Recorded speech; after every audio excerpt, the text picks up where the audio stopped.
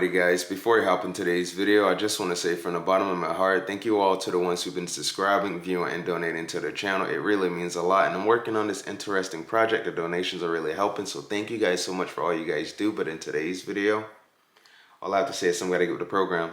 Some have to get with the program and understand the things that have been concerning the people over these last few years. You know, because some are still questioning why is President Trump doing certain things, and I'm like, did they not see what the people voted for in November? Did they not understand why the people want change to be done? But anyways, take a listen to this. If woke means I can't get behind Trump, which is what I think it means, or that I support people who want to be transgender, or I'm for the vaccine, well, dude, call me woke as you want. The once legendary radio host suffering from stage 5 Trump COVID woke derangement syndrome. As a result, he might soon be out of a job. But I was just about to say that the TDS is bad. Like when I say it's bad, I mean the TDS is completely bad. Some just have so much TDS that they just cannot understand what the everyday people are going through. Insane. Begin with another chapter from the Democratic Party's radical transformation. Now, last night on the show, we were literally giving you example after example how woke Marxists like Zoran Marxist Mamdani have become the heart and soul of the party. Now, the long-serving Democratic Party establishment, barely clinging on by their dentures, are now echoing Mamdani's insane beliefs, things they would not have said 10, 12, 15 years ago. For example, Nancy Pelosi calling on the federal government to provide sex change operations for children. What? How is your office responding to the pauses in gender-affirming care here in California? Well, that is something that I'm working for at the national level, and we have, are hoping that we can have gender-affirming care. Wait. Look. How is your office responding to the pauses in gender-affirming care here in California? Well, that is something that I'm working for at the national level, and we have, are hoping that we can have gender-affirming care. This part right here is what I am talking about, guys. This part right here. Some are focused on other things instead of what we can do to make things better for the people. Like, let's talk about the border. Let's talk about inflation. Let's talk about crime. Let's talk about the things that are happening to the everyday Americans. But instead, some are focused on other things. I find it interesting, though, because you can't go into the store and buy certain things until you reach a certain age. But some are trying to do other things? What? No. For our trans kids, and that it's a sad thing for us. Sad. First observation, she went after Joe Biden. Joe Biden could go after her for the same problem. She could barely utter 2 sentences. Now, 20 years ago, here's the point. The word transgender wasn't even in Nancy Pelosi's vocabulary.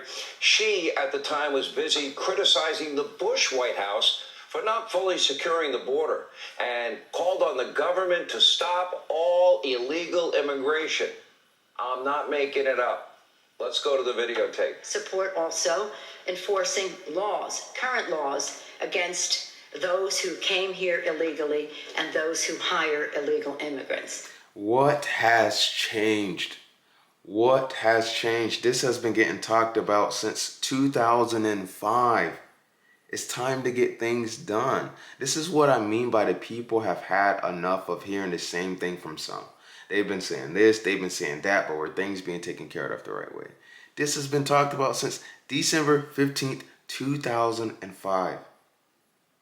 We're in 2025.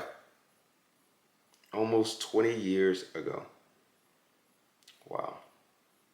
This is what I'll be talking about, guys. Time to get things done. No more time to prolong things. It's time to get it done now. Yet, the Bush administration has refused to do just this. What? Talk about a dramatic shift. Now our top priority is taxpayer-funded sex change operations for children. Right. So my point here is the views, priorities, the evolution, the beliefs of the Democratic Radical Socialist Marxist Party, they've totally, completely gone off the rails. They have. I was just about to say that. I feel like some have gone so far to one side that there is no coming back because they're not understanding what the people are going through in their everyday life. They're really not. They're talking about other things, but what they need to be talking about is the things that have been concerning the people. How we can make change happen, how we can make things better. Like, no real identity.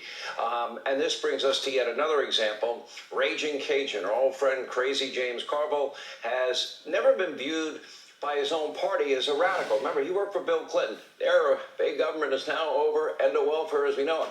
But now Carville is openly calling on Democrats to rig future elections and even the U.S. Supreme Court in order to, quote, save democracy. Meanwhile, what happened in the last 10 years? They've undermined democracy. Take a look.